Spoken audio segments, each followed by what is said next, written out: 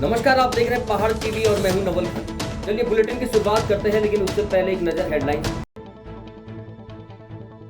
पूरा हुआ धामी सरकार का 1 साल का कार्यकाल, सरकार का दावा धर्मांतरण, महिलाओं को 30% आरक्षण, नकल रोधी कानून, राज्य आंदोलनकारियों को आरक्षण समेत कई अहम मुद्दों पर हुए फैसले। नए शिक्षण सत्र में इस बार भी अभिभावकों पर पड़ेगी दोहरी मार, किताब कॉपी ड्रेस के साथ अब स्कूल वैन का किराया भी बढ़ेगा। दूर हुआ उत्तराखंड में बिजली का संकट, अब और सस्ती मिल सकेगी बिजली, केंद्र सरकार से मिली अतिरिक्त बिजली की मंजूरी। सुप्रसिद्ध पूर्णागिरि धाम मेला क्षेत्र में नवरात्र के दूसरे दिन हुआ बड़ा हादसा, मेला क्षेत्र में बस के ब्रेक फेल होने के बाद 4 तीर्थयात्रियों की मौत, अन्य घायल। उत्तराखंड के मुख्यमंत्री पुष्कर सिंह धामी के नेतृत्व वाली बीजेपी सरकार का गुरुवार को 1 साल पूरा हो चुका है। इस 1 साल के कार्यकाल में सरकार का दावा है कि धर्मांतरण, नकल विरोधी कानून, राज्य की महिलाओं को नौकरियों में 30% आरक्षण, राज्य आंदोलनकारियों को आरक्षण जैसे तमाम जनहितैषी फैसले किए गए हैं। धामी सरकार का यह दावा है कि 2025 तक देश सर्वश्रेष्ठ राज्य उत्तराखंड को बनाएंगे, जिसके लिए पूरे जी जान से सरकार लगी हुई है। प्रदेश सरकार अब तक ऐसी पहल कर चुकी है जो भविष्य में राज्य की प्रगति में मील का पत्थर साबित होगी। धामी ने अपनी पहली कैबिनेट बैठक में यूनिफॉर्म सिविल कोड लागू करने को लेकर विधानसभा चुनाव से पहले किए वादों को साकार करने के बड़े कदम उठाए हैं। यूसीसी को लागू कराने के लिए एक्सपर्ट की टीम भी बनाई गई है। वहीं भ्रष्टाचार पर लगाम लगाने के लिए भ्रष्टाचार मुक्त ऐप 1064 को तैयार किया गया है। उत्तराखंड में एक और भर्ती परीक्षा की जांच के आदेश जारी कर दिए गए हैं। दरअसल नैनीताल हाईकोर्ट में चतुर्थ श्रेणी के खाली पदों पर हुई भर्ती में अनियमितता की बात सामने आई थी, जिसके बाद गृह विभाग ने इस विभाग में एसआईटी को जांच करने के आदेश दे दिए हैं। आपको बता दें कि नैनीताल हाईकोर्ट में चतुर्थ श्रेणी की भर्ती परीक्षा भी अब जांच के दायरे में आ गई है। साल 2019 और 20 में हुई इस भर्ती परीक्षा पर कई सवाल खड़े किए जा रहे थे। ऐसे में अब इस मामले में गृह विभाग ने एसआईटी जांच के आदेश दे दिए हैं। आपको बता दें कि इस परीक्षा के जरिए हाईकोर्ट के 37 पदों के साथ ही सिविल न्यायालय और पारिवारिक न्यायालय के 401 पदों के लिए भर्ती परीक्षा हुई थी। इन परीक्षाओं में गड़बड़ी की बात सामने आ रही है। चंपावत के सुप्रसिद्ध पूर्णागिरि धाम मेला क्षेत्र में नवरात्र के दूसरे दिन बड़ा हादसा हुआ।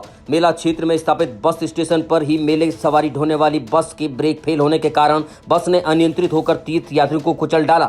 घटना में 4 तीर्थयात्रियों की मौके पर मौत हो गई, वहीं 6 लोग गंभीर रूप से घायल हो गए। घायल यात्रियों को उपचार के लिए टनकपुर उप जिला चिकित्सालय पहुंचाया गया, जहां से कुछ यात्रियों को हायर सेंटर रेफर कर दिया गया। घटना में 2 बच्चे भी घायल हुए हैं। आपको बता दें कि जब सवारी ढोने वाली बस अपने नंबर के लिए स्टेशन पर आ रही थी, इसी बीच ब्रेक का प्रेशर लीक होने के कारण ब्रेक ने काम करना बंद कर दिया और बस ने कई तीर्थयात्रियों को अपने चपेट में ले लिया।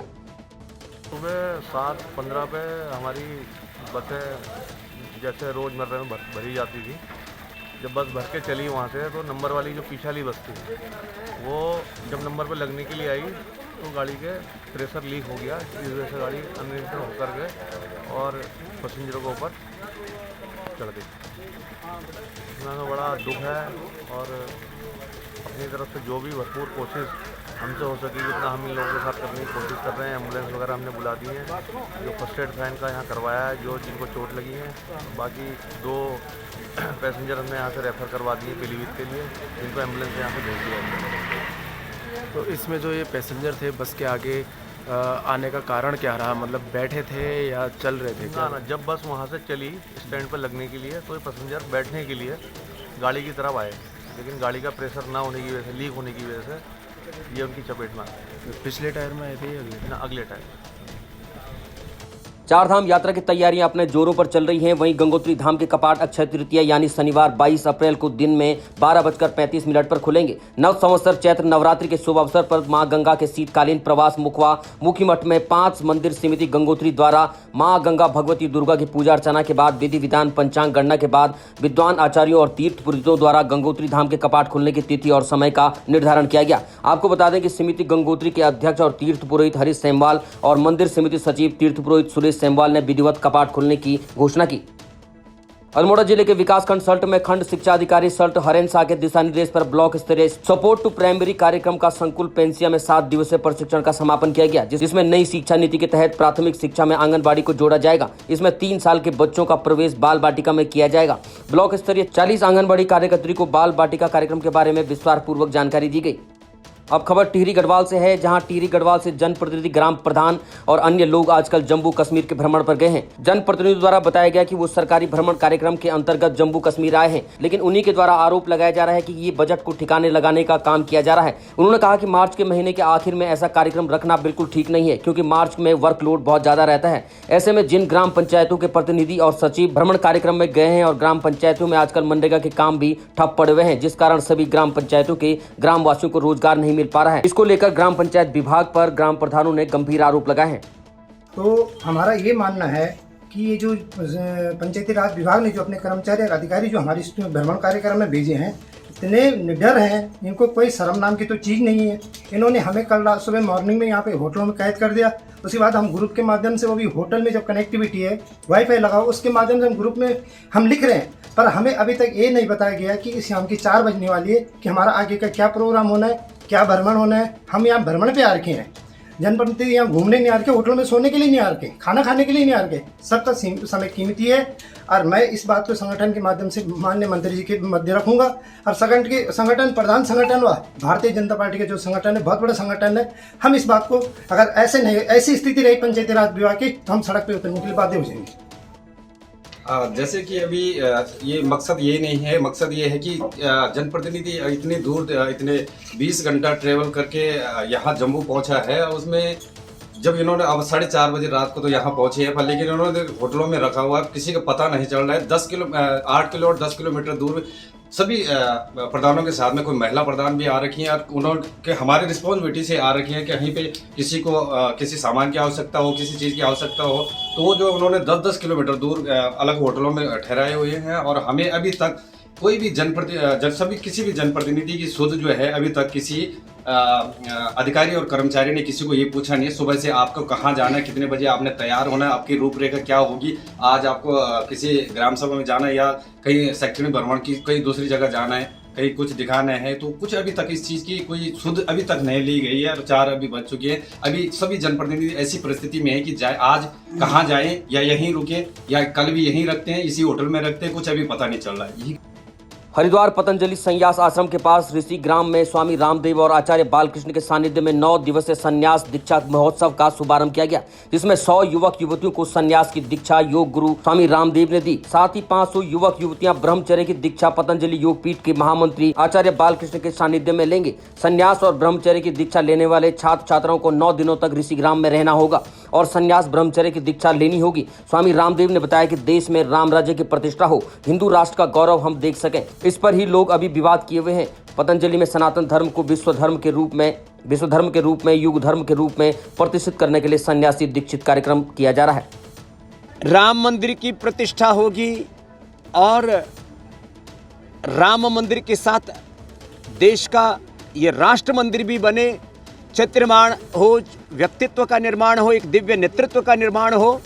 और इसके लिए लोगों के मन में एक सपना था कि पता नहीं हमारी आंखों के सामने काम होगा या नहीं होगा। धारा 370 की समाप्ति, राम मंदिर के निर्माण का, अब अगले ही वर्ष जनवरी में उनका दिव्य भव्य मंदिर का लोकार्पण होना। 2 काम बच गए अभी समान नागरिक संहिता और जनसंख्या नियंत्रण का काम में मुझे लगता है लगे हाथ 2024 तक हो ही जाना चाहिए। तो जिस आकांक्षा को पाले हुए लाखों लोगों ने अपने प्राणों की आहुति दी, उनके सबके सपनों का भारत बनाने का काम हो रहा है। ये सनातन का गौरव प्रतिष्ठापित हो रहा है। जो राम विरोधी हैं, राष्ट्र विरोधी हैं, उन सब में हड़कंप मचा हुआ है कि यह सनातन का गौरव कहाँ जाकर के रुकेगा। तो यह वैश्विक प्रतिष्ठा के साथ ही अपनी पूर्णता को प्राप्त करेगा। उत्तराखंड में एकमात्र मां कामाख्या का मंदिर पिथौरागढ़ के कुसौली में स्थापित है। कहा जाता है कि इस मंदिर की स्थापना आसाम के गुवाहाटी में मदन मोहन शर्मा ने मां कामाख्या को लाकर स्थापित किया था। बताया जाता है कि शर्मा जी सेना में आसाम में तैनात थे। इन्हें एक बार रात्रि में स्वप्न में माता के दर्शन देकर पिथौरागढ़ में मंदिर स्थापना के लिए कहा गया, जिसके बाद शर्मा जी ने अपने गाँव में माता की मूर्ति की स्थापना की। माता की मूर्ति के नीचे मदन मोहन शर्मा की फोटो भी लगाई गई है। वैसे तो वर्ष भर यहाँ दर्शन करने के लिए भक्त आते रहते हैं, पर नवरात्रि में यहाँ भक्तों की भीड़ उमड़ती है।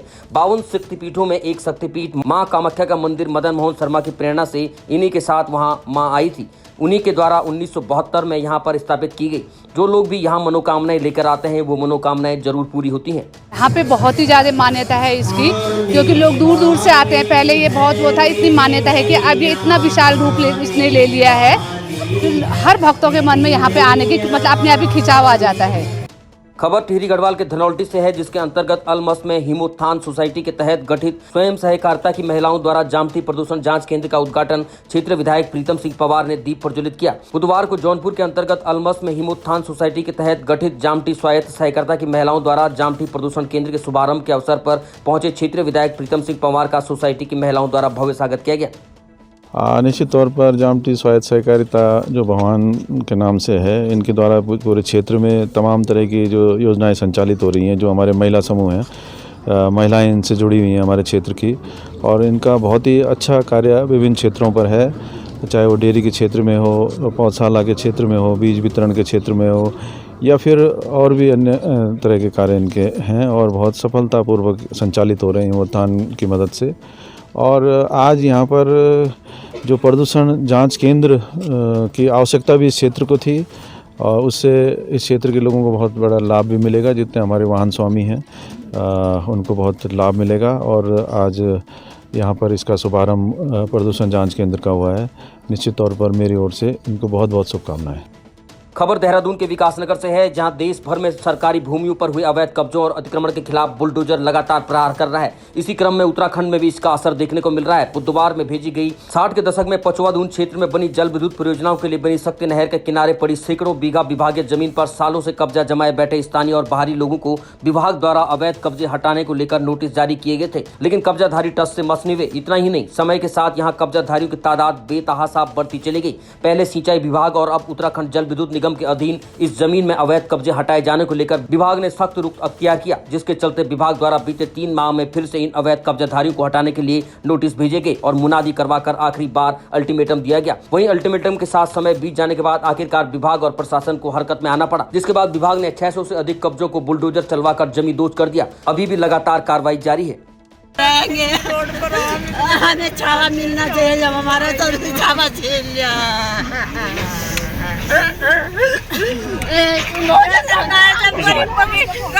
मदद करेगा मोदी, उस टाइम पर दिया था, उस टाइम पर आज गरीबों की इज्जत दे रही है। आज तो गरीबों को हटा दिया, गरीबों की हटा दिया। इतना पेड़ नुका था गरीबों की, वो करनी हटाने इनकी वही बताए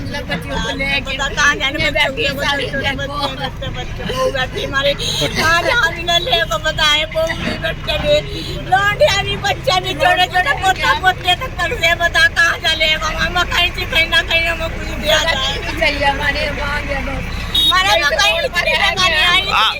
आप कब से रह रहे हैं यहाँ पे? कब से? कितने साल? यहाँ 15-16 साल हो गए, यहाँ 50 दिन हो गए यहाँ से। हमारे बच्चे भी नहीं पढ़े। ऐसे रहने वाले कहाँ के आप लोग? नहीं क्या रहने वाले और कहाँ के होते हैं। कान टूटे हैं, आप लोग क्या सरकार से गुहार लगाते हैं? हम कहेंगे अंधी सरकार है, बदुआ लगेगी सरकार को हमारी। हम उनको हमारे आधार कार्ड ले लो, बैंक कार्ड चेक कर लो, हम कहीं है, हमारी जमीन है कहीं, हम बसने लाएंगे तो हमें उजाड़ो, हमको नहीं आ रहे। हमारे पास तो ये मटेरियल रखने का भी जगह नहीं है, हम कहाँ जाए। हमारी बदुआ लगेगी सरकार को, कभी ना जीते कभी ना है सरकार। तो आपका मकान इंदिरा आवास से बना हुआ था? इंदिरा आवास से 2012 में इंदिरा आवास मिला हुआ मुझे। मेरे पास कागज है सारे, फिर भी नहीं मान रहे, फिर भी तोड़ रहे। और एक ही मकान है मेरे पास, वो इंदिरा आवास के पैसों से बनाया। मैं दूसरा बनाने लायक भी नहीं, बना भी नहीं पाई। एक ही मकान था, इतना हाथ जोड़ने के बाद भी लोगों ने तोड़ दिया ये मकान। जबकि मैडम बोल के भी गई कि रोकना है इसको, फिर ये आया चश्मा वाला कौन है, इसने तोड़वाया ये मकान। डकरानी में छोड़े, डकरानी में इनके रिश्तेदार है क्या जो इन्होंने डकरानी में मकान छोड़े? आधे पीछे में छोड़ रही है, हमारे साथ क्यों कर रही है ऐसा? हमारी बदुआ लगेगी, सरकार को बदुआ लगेगी। हम तो अपने हाथ से उठा रहे हैं तो उठा भी ना पाए, ये तो अपंग हो जाए। बिल्कुल ऐसी बदुआ दूंगी मैं सरकार को। खबर रामनगर से है, जहां बीती रात ट्रेन की चपेट में आकर एक अज्ञात व्यक्ति की दर्दनाक मौत हो गई। घटना के संबंध में कोतवाल अरुण कुमार सैनी ने जानकारी देते हुए बताया कि मंगलवार की रात पुलिस को सूचना मिली थी कि ग्राम बसई के समीप रेलवे ट्रैक पर एक अज्ञात व्यक्ति का शव पड़ा है। उन्होंने बताया कि मौके पर पहुंची पुलिस ने शव को कब्जे में लेने के साथ ही उसकी शिनाख्त के प्रयास किए हैं, लेकिन शव की शिनाख्त नहीं हो पाई है।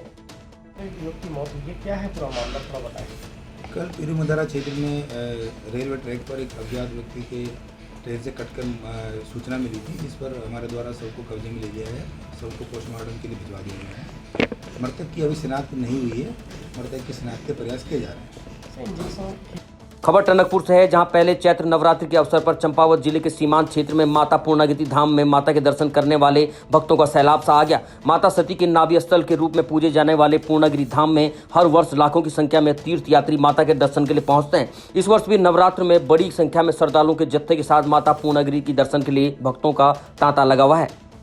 रामनगर में कांग्रेस कार्यकर्ताओं ने प्रदेश सरकार के खिलाफ जमकर नारेबाजी और प्रदर्शन करते हुए भवानीगंज स्थित शहीद भगत सिंह चौक पर सरकार का पुतला दहन किया। नगर पालिका अध्यक्ष हाजी मोहम्मद अकरम ने प्रदेश सरकार पर आरोप लगाते हुए कहा कि एक तरफ बढ़ती हुई महंगाई से जनता परेशान है, वहीं सरकार ने बच्चों के स्कूल कॉपी किताब के साथ गैस सिलेंडर और बिजली पानी भी महंगी कर दी है। वहीं खाद्य सामग्री में भी बेतहाशा वृद्धि की गई है। इसे कम करने को लेकर सरकार कोई निर्णय नहीं ले रही, लेकिन शराब के दाम कम करने को लेकर सरकार ने जो निर्णय लिया है वो पूरी तरह से गलत है। देखिए, इसमें आप ये देखिए, शहर हमारे सरकार जो है, धामी जी की सरकार, बीजेपी की सरकार, कितना उल्टा काम है कि शराब सस्ती और बच्चों की कोर्स की किताबें महंगी हैं, दूध महंगा है, सब्जी महंगी है, सिलेंडर महंगा है, शराब सस्ती है, खूब पियो भैया, सस्ती है। तो इसलिए आज हमारे कांग्रेस जनों ने अपने सबने मिलकर पुतला फूंका है इस सरकार के खिलाफ, ताकि उन्हें होश आए और इस महंगाई की और बेरोजगारी की तरफ वो अपना ध्यान करें। खबर मसूरी से है, जहां मसूरी सिपनकोट में बेघर 84 परिवार के लोगों ने चैत्र नवरात्रि के अवसर पर सरकार द्वारा घोषित कार्यक्रम नारी शक्ति उत्सव के विरोध में थाली बजाकर नारी दमन दिवस के रूप में मनाया गया और भाजपा के प्रदेश सरकार कैबिनेट मंत्री गणेश जोशी और पालिका अध्यक्ष अनुज गुप्ता के खिलाफ जमकर नारेबाजी की। इस मौके पर सिपनकोट से बेघर 84 परिवारों के लोगों ने मसूरी शहीद स्थल से थाली बजाकर मसूरी एसडीएम कार्यालय तक विरोध रैली निकाली। देखिए, ये भाजपा सरकार है जो नारियों का अपमान कर रही है, जो मातृशक्ति का अपमान कर रही है, बालिकाओं का अपमान कर रही है। ये मातृशक्ति दिवस मना रही है। इनको शर्म नहीं आई ये बोलते हुए। इनके राज्य में 3 साल से जो है ये माता बहनें हमारे सिपनकोट की बालिकाएं 5 दिन की बालिका तक जो है सड़कों पर है, बारिश में, बर्फ में बाहर हैं। ये कौन सी शक्ति की बात कर रहे हैं? ये केवल जो सरकारी खजाना है, ये लाखों करोड़ रुपए में खर्च करने होते हैं नारी शक्ति के नाम पे। ये उसको मनाने से नहीं होता है। आप इन माता बहनों को आइए, इनकी दुख तकलीफ को आप समझिए और उसको आप निभाइए। तो एक बात मानते हैं हम, मतलब यहाँ पे शर्म नहीं आ रही है। जो भी महिला शक्ति की बात कर रही है, भाजपा की महिलाएं भी एक बार यहाँ पे नहीं आई वो अपनी माता बहनों की सुध लेने के लिए। तो इसके खिलाफ हमने जो है, इन्होंने एक नारा दिया था कि नारी शक्ति उत्सव, हमने नारी दमन दिवस के रूप में आज यहाँ पर जो प्रदर्शन किया, ये थाली बजा करके यहाँ पे एसडीएम ऑफिस जा करके एक एसडीएम के माध्यम से सरकार को जगाने का काम किया कि आप जागिए, अपनी माता बहनों को सुन लीजिए। ये नगर पालिका अध्यक्ष जो यहाँ पर एक तानाशाह के रूप में बैठ गए हैं और जिनको की शर्म नहीं आ रही है कि इन्हीं माता बहनों के वोट से वो जीते हैं और रात दिन इनके पास पड़े होते थे और इन्हें कहते थे कि मैं आपको अगर हटेंगे तो मैं अपने घर में बसाऊंगा। आज मुंह दिखाने लायक नहीं रहे, मुंह छुपा के भाग रहे हैं। खबर रामनगर से है, जहां कोतवाली पुलिस ने नशे के खिलाफ अपने अभियान को जारी रखते हुए एक तस्कर को गिरफ्तार करके 24 नशे के इंजेक्शन बरामद किए हैं। घटना के संबंध में कोतवाल अरुण कुमार सैनी ने बताया कि पीरूमदारा चौकी इंचार्ज राजेश जोशी ने गश्त के दौरान ग्रामधारी निवासी आलोक चौहान को हिरासत में लेते हुए तलाशी में उसके कब्जे में 24 प्रतिबंधित नशे के इंजेक्शन बरामद किए गए हैं। उन्होंने बताया कि आरोपी के खिलाफ संबंधित धाराओं में मुकदमा दर्ज कर लिया गया है। मसूरी में महंगाई के विरोध में कांग्रेस कार्यकर्ताओं द्वारा जमकर प्रदर्शन किया गया। वहीं भाजपा की केंद्र और राज्य सरकार के खिलाफ जमकर नारेबाजी की गई। मसूरी में कांग्रेस कार्यकर्ताओं ने शहर अध्यक्ष अमित गुप्ता के नेतृत्व में मसूरी के पिक्चर पैलेस पर एकत्रित होकर भाजपा की केंद्र सरकार और राज्य सरकार के खिलाफ जमकर नारेबाजी की और भाजपा के पुतले को आग के हवाले किया। उन्होंने कहा कि आज प्रदेश अध्यक्ष करण महारा के आह्वान पर पूरे प्रदेश में महंगाई के खिलाफ प्रदर्शन किया जा रहा है। आने वाले समय में कांग्रेस पार्टी महंगाई के विरोध में अपना आंदोलन उग्र करेगी। जानते हैं कि प्रदेश सरकार को 1 साल कल पूरा होने वाला है और प्रदेश सरकार ने जो पहला बजट जो अपना रखा है, जो गैरसैंण में रखा है, वो बिल्कुल ही नकारात्मक बजट है, जिसमें शिक्षा, स्वास्थ्य, बिजली, पानी, गैस सिलेंडर, इन सब चीज़ों पे महंगाई लगातार बढ़ा दी गई है वहीं देवभूमि जैसा प्रदेश उत्तराखंड प्रदेश, इसमें शराब सस्ती करने की उनकी मंशा साफ दिख रही है कि वो इस प्रदेश को शराब में डुबो देना चाहते हैं और यहाँ के युवाओं को शराब की ओर आगे बढ़ाना चाहते हैं। सहसपुर विधानसभा क्षेत्र के ग्राम आदूवाला नेशनल हाईवे शिमला बाईपास से लेकर गांव सड़कों सहित पीने के पानी की पाइपलाइन जगह जगह लीकेज होने से सड़कें खराब हो रही हैं। वहीं सड़कों पर पानी भरने से हादसों की संभावनाएं लगातार बनी हुई हैं। सड़कों पर पानी बहने के कारण ग्राम पंचायत में कीचड़ दिखाई दे रहा है, तो वहीं नेशनल हाईवे पर भी पानी लीकेज होने से अच्छा खासा सड़क क्षतिग्रस्त होने की कगार पर है, लेकिन विभाग की कान में जू नहीं रेंग रही है। संसद में राष्ट्रपति द्रौपदी मुर्मू द्वारा दिए गए अभिभाषण को भाजपा की सरकार ने उपलब्धियों और भावी संदेश के रूप में नगर के प्रत्येक हिस्से में पहुंचाने का कार्यक्रम आयोजित किया, जिसका समापन बांगा गैर में आम सभा के माध्यम से किया गया। भाजपा मंडल द्वारा कुल 9 शक्ति केंद्रों पर राष्ट्रपति के अभिभाषण पर चर्चा कराई गई। महामंत्री आशीष ठाकुर के संचालन में और नगर अध्यक्ष मदन जोशी की अध्यक्षता में ये कार्यक्रम समापन हुआ। हमारी पार्टी का बूथ संशोधन अभियान और महामहिम राष्ट्रपति महोदय जी का अभिभाषण जो सदन में रखा गया था, उसको जनता तक ले जाने के लिए हमारी पार्टी ने ये अभियान चलाया है। इसी के तहत आज यहाँ पर कार्यक्रम हुआ है और राष्ट्रपति महोदय जी का जो अभिभाषण है उसको पढ़कर हमारे कार्यकर्ताओं ने यहाँ के नागरिकों के बीच में रखा है। हमारी सरकार ने अभी पूर्व में क्या किया है और भविष्य में क्या करने वाली है और किस विजन को लेकर हमारे यशस्वी प्रधानमंत्री नरेंद्र मोदी जी देश को आगे बढ़ा रहे हैं, उसको लेकर यहाँ पर परिचर्चा उस पर हुई है। और अपना संगठन किस प्रकार से मजबूत हो, बूथ स्तर तक पन्ना प्रमुख की टोलियाँ, पन्ना प्रमुख तक और हमारे जो बूथों का गठन है उसको लेकर चर्चा वार्ता यहाँ पर कार्यकर्ताओं से हुई है, ताकि आने वाले भविष्य में एक और मजबूत संगठन यहाँ के कार्यकर्ताओं और जनता के आशीर्वाद से भारतीय जनता पार्टी का खड़ा हो, इसको लेकर ही गठन। देखिए, मेरा बूथ सबसे मजबूत के तहत आज हम इस बूथ पे पहुँचे, शक्ति केंद्र पहुँचे हैं। तो भारतीय जनता पार्टी नगर मंडल के 9 शक्ति केंद्र है, तो 8 शक्ति केंद्र में हमारे कार्यक्रम हो चुके थे। आज ये 9वां शक्ति केंद्र था, इस पर आज हमने ये कार्यक्रम किया है बम्बागेट शक्ति केंद्र पर।